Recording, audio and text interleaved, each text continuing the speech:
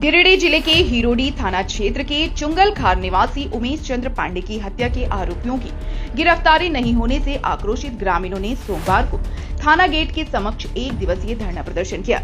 इस धरने की अध्यक्षता जीप सदस्य विजय पांडे ने की। बताया गया कि चुंगलखार निवासी उमेश चंद्र 45 वर्षीय भजन कीर्तन और ढोलक बजाने का कार्य करते थे। उनकी हत्या के मामले में उनकी पत्नी प्रमिला देवी ने 17 जुलाई को 2 लोगों पर आरोप लगाते हुए प्राथमिकी दर्ज कराई थी। हालांकि एक माह बीत जाने के बाद भी पुलिस प्रशासन द्वारा आरोपियों की गिरफ्तारी नहीं की गई है। धरना स्थल पर जुटे ग्रामीणों ने पुलिस प्रशासन के खिलाफ जमकर नारेबाजी की और आरोप लगाया कि हिरोडी थाना पुलिस मामले में लापरवाही और पक्षपात बरत रही है। ग्रामीणों ने कहा कि कांड संख्या 91/2025 में अब तक ठोस कार्रवाई नहीं हुई है। धरना की सूचना पाकर पुलिस निरीक्षक जमुआ और हिरोडी थाना प्रभारी मौके पर पहुंचे और धरनार्थियों से वार्ता की। अधिकारियों ने कहा कि जब तक प्रमाणित नहीं हो जाता कि वे ही हत्यारे हैं, तब तक गिरफ्तारी संभव नहीं है। वहीं पोस्टमार्टम रिपोर्ट उपलब्ध कराने के सवाल पर अधिकारियों ने बताया कि प्रक्रिया जारी है। ग्रामीणों ने आरोप लगाया कि थाना पुलिस राजनीतिक दबाव और पैसों के प्रभाव में आकर मामले को रफा दफा करने की कोशिश कर रही है। इससे पीड़िता प्रमिला देवी को न्याय मिलना मुश्किल प्रतीत हो रहा है। धरना के अंत में ग्रामीणों ने पुलिस अधीक्षक गिरिडीह के नाम ज्ञापन सौंपा और विधवा पत्नी को न्याय दिलाने की मांग की। इसके बाद धरना समाप्त किया गया। ये मेरी चाची हैं और 17/7 को 12 बजे रात ग्रामीण के द्वारा खबर मिली कि उनका बॉडी जो है मात्र गांव से चुंगलखार गांव एक ऊपर टोला है और वहां से मात्र 500 मीटर की दूरी पर उनका बॉडी फेंका हुआ है। सडनली हम लोग गए और जाने के बाद हम लोगों ने देखा कि मृत अवस्था में है और मृत अवस्था के बाद जो है सो हिरोडी पुलिस को हम लोगों ने संज्ञान दिया। बजाबते पुलिस गई और ये बात कही कि इसकी जांच जो है सो हम सुबह करेंगे। लिखित अभियुक्त होने के बावजूद भी, नेम्ड FIR होने के बाद भी बार बार पुलिस कह रही है कि भाई वो एक्सीडेंट का घटना है।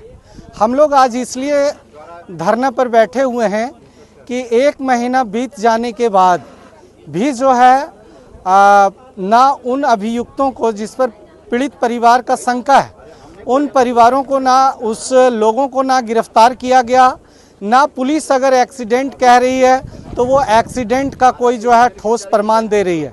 मिला जुला करके एक्सीडेंट के बहाने पुलिस का मैंने कार्रवाई देखा है कि ये समय तो लेते हैं। इसी कोदम्बरी बाजार में सोना ज्वेलर्स की दुकान में डकैती हुई, बजाबते जब लोग सड़क पर उतरे तो लोगों ये बड़ा बाबू जो है जा कर के बोले, उसमें धर्मेंद्र अग्रवाल थे बड़ा बाबू, कहा कि जो है 8 दिन का समय दीजिए। और हम लोग कंटिन्यू, ये पीड़ित परिवार ग्रामीण कंटिन्यू थाना का चक्कर लगा रहे हैं। बार बार जो है कभी CDR के बहाने तो कभी पोस्टमार्टम के बहाने।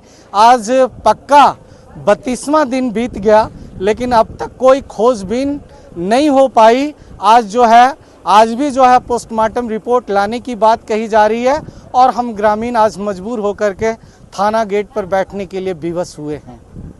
मामला है 17/7 को एक घटना हुई थी चुंगलखार गांव से लगभग 500 मीटर दूरी पर और पुलिस को सूचना भी मिली। उन्होंने लाश लाया, पोस्टमार्टम कराया।